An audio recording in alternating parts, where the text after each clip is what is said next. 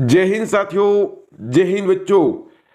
आज एक और नए वीडियो के साथ हम आए हैं और इस वीडियो में हम चर्चा करेंगे कि बीएसटीसी और पीटीईटी के लिए जो महत्वपूर्ण प्रश्न हैं उनके बारे में आज चर्चा करेंगे। तो आप सभी का नारायण स्टडी एजुकेशनल में आप सभी का स्वागत है। और आज हम सभी मिलकर चर्चा करेंगे कि ऐसे क्वेश्चन हैं कि जो बार बार परीक्षा में पूछे जाते हैं। तो चलिए अपने प्रश्नों की ओर बढ़ते हैं। पहला क्वेश्चन है कि करणी माता का मंदिर कहाँ स्थित है। करणी माता का मंदिर कहाँ स्थित है? तो करणी माता का मंदिर है वो बीकानेर में स्थित है। कहाँ है स्थित? बीकानेर में स्थित है करणी माता का मंदिर, बीकानेर। सही आंसर हो जाएगा बीकानेर। उसके बाद क्वेश्चन पूछा है कि बाबूजी का अवतार माना जाता है शत्रुघ्न को, लक्ष्मण को, भरत को, राम को। तो इसमें सही आंसर हो जाएगा भरत। भरत को नहीं, राम को भी नहीं, तो लक्ष्मण को बाबूजी का अवतार माना जाता है। सही ऑप्शन हो जाएगा लक्ष्मण को बाबूजी का अवतार माना जाता है। संत बाबूजी के शिष्य मुख्यतः हैं। तो संत बाबूजी के शिष्य मुख्यतः हैं। रेबारी को मुख्य माना जाता है, रेबारी को माना जाता है, जाट को, गुर्जर को या फिर प्रजापति को। तो इसमें सही आपका ऑप्शन हो जाएगा रेबारी को। रेबारी को संत बाबूजी का शिष्य माना जाता है। उसके बाद आपका नेक्स्ट प्रश्न है कि जिला जिसमें लोक देवता रामदेव जी की समाधि अवशिष्ट है, जोधपुर में, बाड़मेर में, जैसलमेर या बीकानेर। तो इसमें ऑप्शन हो जाएगा आपका जैसलमेर। राइट ऑप्शन हो जाएगा जैसलमेर। कौन सा ऑप्शन?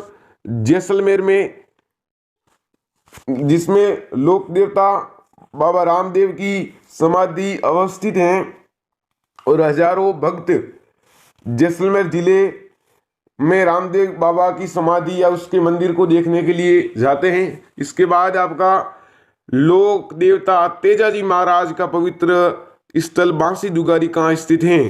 तो बांसी दुगारी ऑप्शन है नागौर में है, बूंदी में है, बीकानेर में है, झालावाड़ में है। तो ऑप्शन है आपका सेकंड ऑप्शन राइट हो जाएगा। बूंदी में लोक देवता तेजाजी महाराज का पवित्र स्थल बांसी दुगारी में स्थित है।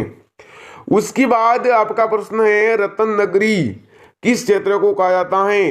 रत्नों की नगरी जयपुर को, बीकानेर को या फिर जोधपुर को, बाड़मेर को।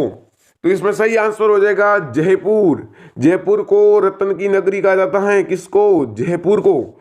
इसके बाद आपका प्रश्न है कि राजस्थान की धातु नगरी किस क्षेत्र को कहा जाता है? बाड़मेर को, नागौर को, जोधपुर को। राजस्थान की धातु नगरी पूछा है, तो धातु नगरी राजस्थान की कहाँ है या किस क्षेत्र को कहा जाता है? धातु नगरी नागौर को कहा जाता है। किसको कहा जाता है? नागौर को। नागौर आपका सही आंसर हो जाएगा। बिल्कुल नागौर को धातु राजस्थान की धातु नगरी कहा जाता है। उसके बाद आपका 8वां क्वेश्चन है कि 100 द्वीपों का शहर किस क्षेत्र को कहा जाता है? प्रश्न में थोड़ी मिस्टेक हुई है तो कोई बात नहीं, समझ जाना कि 100 द्वीपों का शहर किस क्षेत्र को कहा जाता है? बांसवाड़ा को, झालावाड़ को, अजमेर को, चित्तौड़गढ़ को। सही आंसर हो जाएगा बांसवाड़ा को 100 द्वीपों का शहर कहा जाता है। बिल्कुल ए ऑप्शन आपका सही हो जाएगा बांसवाड़ा। उसके बाद आपका क्वेश्चन है कि राजस्थान की सबसे बड़ी खारे पानी की झीलें सांबर झील है, फलोदी है, पंचपुद्रा है या लूणी। तो सही आंसर हो जाएगा सांबर झील है। सांबर झील वो राजस्थान में सबसे खारे पानी की झील है। क्या है? खारे पानी की झील है। उसके बाद प्रश्न है 10वां कैबिनेट शब्द का उल्लेख संविधान के किस अनुच्छेद में किया गया? अनुच्छेद 74, अनुच्छेद 75, अनुच्छेद 352। तो इसमें सही आंसर हो जाएगा ऑप्शन 3। तीसरा ऑप्शन है अनुच्छेद 352। जिसमें कैबिनेट शब्द का उल्लेख किया है 352 अनुच्छेद, ध्यान रखना। इसके बाद आपका 11वां क्वेश्चन है कि मुख्यमंत्री सचिवालय की स्थापना राजस्थान में कब हुई। ये प्रश्न राजस्थान का पूछ रहा है, तो राजस्थान में कब हुई? 1950 में, 1951 में, 1952 में, 1953 में। तो ऑप्शन सेकंड ऑप्शन है 1951। 1951 में आपका राइट आंसर हो जाएगा कि मुख्यमंत्री सचिवालय की स्थापना राजस्थान में हुई थी, तो 1951 में हुई थी, बिल्कुल सही आंसर हो जाएगा। उसके बाद आपका अगला क्वेश्चन है 12वां क्वेश्चन है, देख लो कि राजस्थान मंत्री परिषद में मंत्रियों की अधिकतम संख्या कितनी हो सकती है, या अधिकतम संख्या हो सकती है 15 हो सकती है, 12 हो सकती है, 30 हो सकती है या 25। तो इसका ऑप्शन है, तीसरा ऑप्शन है 30। कौन सा ऑप्शन? तीसरा ऑप्शन है 30। राजस्थान में 30 मंत्री परिषद में मंत्रियों की संख्या होती है, इससे अधिक नहीं होती है, बस 30 होती है, 30 से अधिक संख्या नहीं होती। उसके बाद आपका 13वां प्रश्न है, लोकसभा में राजस्थान से कितनी सीटें हैं? लोकसभा है उसमें राजस्थान से कितनी सीटें हैं? 20 हैं, 27 हैं, 25 हैं या 29 है? तो इसमें सही आंसर हो जाएगा 25। तीसरा ऑप्शन हो जाएगा 25, जो कि लोकसभा में राजस्थान की सीटें हैं, 25 सीटें हैं। उसके बाद मुख्यमंत्री के उत्तरदायित्व का उल्लेख संविधान के कौन से अनुच्छेद में किया गया? अनुच्छेद 164, अनुच्छेद 165, अनुच्छेद 166 या अनुच्छेद 166?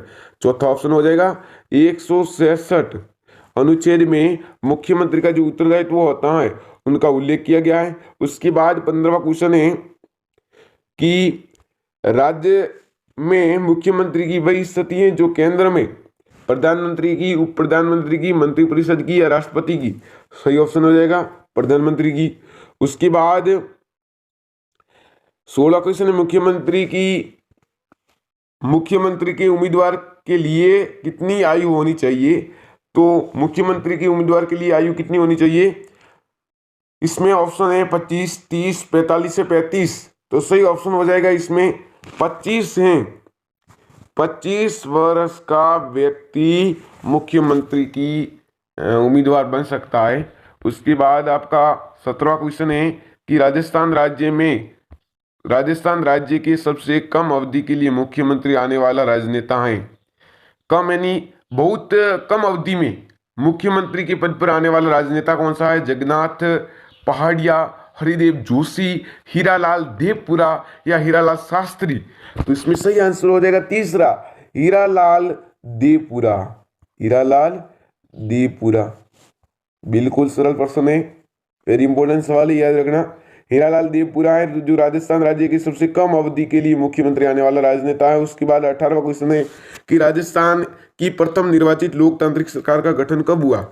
20 जनवरी 1950, 2 फरवरी 1952, 3 मार्च 1952 या 15 मार्च 1952? तो इसमें आपका ऑप्शन है वो 18वें का तीसरा हो जाएगा सही, 3 मार्च 1952। 3 मार्च 1952 को राजस्थान में प्रथम निर्वाचित सरकार का गठन हुआ था। उसके बाद आपका 19वां क्वेश्चन है कि मुगल कालीन समय में जिले के मुखिया को क्या कहा जाता? अमील, जिला कलेक्टर, जिला नायक या नीर? तो सही आंसर हो जाएगा अमील। इसे अमील भी कहते हैं या फिर अमीन भी कहा जाता है या फिर गुजर कहा जाता है। ये ऐसे 3 नाम है जो कि मुगल कालीन समय में जिले के प्रमुख को कहा जाता था। अमील है, अमीन है, एक ही नाम है, गुर्जर है। तो इस तीनों नाम से एक ही बात है कि अमील कहा जाता था या फिर अमीन है, गुर्जर है, तीनों नाम से पुकारा जाता था जिले के मुखिया को। इसके बाद आपके 20वां क्वेश्चन है कि प्राचीन समय में प्रशासन की प्रारंभिक इकाई को क्या कहा जाता था? ग्राम कहा जाता था या फिर राज्य कहा जाता, जिला कहा जाता था या बुनियाद? तो सही आंसर हो जाएगा ऑप्शन है, ग्राम को प्राचीन समय में प्रशासन की इकाई कहा जाता था। उसके बाद आपका 21वां सवाल है कि राज्य में पुलिस विभाग का सर्वोच्च अधिकारी होता है? पुलिस महानिदेशक, जिला कलेक्टर, मंत्रिपरिषद या पुलिस? तो सही ऑप्शन हो जाएगा पुलिस महानिदेशक। पुलिस महानिदेशक। यानी बड़ा अधिकारी होती। पुलिसों में जब से हाई पुलिस होता है उसको महानिदेशक कहा जाता है। तो वो राज्य में पुलिस विभाग का सर्वोच्च अधिकारी होता है। आपका ऑप्शन ए राइट हो जाएगा। इसके बाद अगला क्वेश्चन है 22वां क्वेश्चन कि राजस्थान पुलिस सेवा का गठन कब हुआ। पुलिस सेवा का गठन जनवरी 1952, जनवरी 1953, जनवरी 1951 या फरवरी 1952। तो इसमें आपका सही आंसर हो जाएगा 1951, जनवरी 1951। तीसरा ऑप्शन बिल्कुल राइट हो जाएगा। जनवरी 1951 को राजस्थान पुलिस सेवा का गठन किया गया। इसके बाद आपका 23वां क्वेश्चन है कि राजस्थान राज्य के किन जिलों में पुलिस कमिश्नर प्रणाली लागू की गई। एक अलग प्रकार की प्रणाली है जो कि कौन कौन से जिलों में लागू की गई। जयपुर व अजमेर, जयपुर व कोटा, जयपुर जोधपुर कोटा या जयपुर जोधपुर। इसमें से ही आपका आंसर हो जाएगा जयपुर और जोधपुर। चौथा ऑप्शन आपका राइट हो जाएगा। जैसे जयपुर जैसे जोधपुर दोनों नाम ध्यान रखना, इसमें पुलिस कमिश्नर प्रणाली लागू की गई है। ठीक है, उसके बाद जयपुर और जोधपुर। इसके बाद आपका क्वेश्चन है कि 24वें क्षेत्रफल की दृष्टि से राज्य का बड़ा संभाग है। बीकानेर है, अजमेर है, जोधपुर है, बाड़मेर है। क्षेत्रफल की दृष्टि से पूछ रहा है तो बड़ा संभाग कौन सा है, संभाग के बारे में पूछ रहा है। संभाग वो है अपने तीसरा ऑप्शन हो गया। तीसरा ऑप्शन कौन सा है, ये हो गया जोधपुर। इसके बाद राजस्थान का सर्वाधिक जनसंख्या वाला जिला है। किस जिले में, राजस्थान का ऐसा कौन सा जिला है जिसमें सर्वाधिक लोग निवास करते हैं। सर्वाधिक लोग किस में निवास करते हैं, अलवर में है या फिर जोधपुर में है, जयपुर में है, उदयपुर में है। तो सही आंसर हो जाएगा जयपुर में। भारत में स्थानीय शासन का जनक किसे माना जाता है। लॉर्ड रिपन को, लॉर्ड वेलेस्ली को, लॉर्ड डलहौजी का या वॉरेन हेस्टिंग को। सही आंसर हो जाएगा लॉर्ड रिपन को भारत में स्थानीय शासन का जनक कहा जाता था। उसके बाद 27वां क्वेश्चन है कि नगर पालिका को भारत के संविधान में किस भाग में जोड़ा गया है। नगर पालिका है वो भारत के किस भाग में जोड़ा गया, संविधान के किस भाग में जोड़ा गया है। भाग 9, भाग 4, भाग 11, भाग 10। तो भाग 9 में सही आंसर हो जाएगा भाग 9 है। इसका सही आंसर हो जाएगा भाग 9 में नगर पालिका सब जोड़ा, नगर पालिका भारत के संविधान में जोड़ा गया। और यदि आपको नीति निर्देशक तत्व पूछ ले तो कि वो भारत की किस भाग में जोड़ा गया, तो भाग 4। क्या नीति निर्देशक की मैं बात कर रहा हूँ, नीति निर्देशक की बच्चों। तो आपका सही आंसर हो जाएगा नीति निर्देशक। ठीक है, इसके बाद ये छोटी छोटी बातें हैं, छोटे छोटे जो क्वेश्चन है आपको ध्यान रखने योग्य प्रश्न है और यही प्रश्न आपके एग्जाम में पूछे जाते हैं। और खास बात ये है कि हमें ज़्यादा से ज़्यादा नॉलेज रखनी चाहिए कि किस प्रकार प्रश्न है। और ऐसे प्रश्न आते हैं कि जो हमें नहीं आते प्रश्न, हम मानते हैं कि वो प्रश्न हमें नहीं आते हैं, परंतु हमें थोड़े उसको दिमाग और अपनी सोच समझ के आधार पर उस प्रश्नों का उत्तर देना चाहिए, जिससे अपने उत्तर का सही आंसर हो सकता है। तो इसके बाद आपका 28वां क्वेश्चन है राजस्थान पंचायती राज्य अधिनियम कब लागू किया गया। 23 अप्रैल 1994, 20 मई 1994, 11 अप्रैल 1994, 10 अप्रैल 1994। तो इसमें आपका सही आंसर हो जाएगा 28वां का 30 अप्रैल 1994। ऑप्शन ए आपका राइट हो जाएगा 30 अप्रैल 1994। उसके बाद प्रश्न आपका 29वां प्रश्न है, बिल्कुल सरल प्रश्न है कि भारत में स्थानीय शासन का आरंभ कब हुआ। 1608 में, 1688 में, 1929 में, 2001 में। तो इसका सेकंड आंसर आपका सही हो जाएगा 1688 में भारत में स्थानीय शासन का आरंभ हुआ था। ध्यान रखना ये भी प्रश्न इंपॉर्टेंट है। उसके बाद 30वां क्वेश्चन है, लास्ट क्वेश्चन, अंतिम क्वेश्चन है कि ग्राम पंचायत का सरपंच बनने हेतु न्यूनतम आयु कितनी होनी चाहिए। 25 वर्ष होनी चाहिए या फिर 30 वर्ष होनी चाहिए या फिर 21 वर्ष होना चाहिए। तो इसमें सही आंसर हो जाएगा 30 वर्ष, अरे सॉरी 21 वर्ष। तीसरा ऑप्शन आपका सही हो जाएगा 21 वर्ष का जो भी व्यक्ति है या 21 वर्ष जो पूर्ण कर ली है वह व्यक्ति सरपंच का उम्मीदवार बन सकता है। इस प्रकार मैंने 30 कुल प्रश्न लिए थे और ये प्रश्न मैं किसी के माध्यम या सोशल मीडिया के माध्यम से प्राप्त नहीं करता हूं। मैं सभी खुद इस प्रश्नों को बनाता हूं, फिर पीडीएफ के रूप में बनाकर और आपके सामने वीडियो के रूप में पेश करता हूं। ऐसे क्वेश्चन हैं जो आपको बार बार पूछे जाते हैं और छोटी छोटी बातें हैं। हम क्या करते हैं कि ये प्रश्न नहीं आएगा, वो प्रश्न नहीं आएगा, नहीं, जरूर एक न एक बार उस प्रश्नों को पढ़ लेना चाहिए, जिससे हमारा ब्रेन है, दिमाग है, वो जब हम एग्जाम देते हैं या परीक्षा देते हैं इस विषय की, तो उस विषय को फटाक से अपने दिमाग में जल्दी से डेवलप कर देता है कि ये वो आंसर हो जाएगा। तो अपनी सोच होती है वो जो पढ़ा अपने है तो उसके आधार पर अपनी सोच बता देती है कि ये इसका उत्तर हो सकता है। तो ऐसे क्वेश्चन ज्यादा होते हैं जो हमें नहीं आते, तो उस क्वेश्चनों का हमें उत्तर है अपनी सोच के आधार पर देना चाहिए। इस प्रकार मैंने 30 क्वेश्चन लिए हैं आपके लिए, वेरी इंपॉर्टेंट सवाल है। और हमारे इस वीडियो, और ये वीडियो अच्छा लगा हो तो आप चैनल को सब्सक्राइब जरूर कर देना और आने वाले नए वीडियो के लिए आप बेल आइकन को दबा देना, उसके बाद लाइक कर देना और ज्यादा से ज्यादा शेयर करना।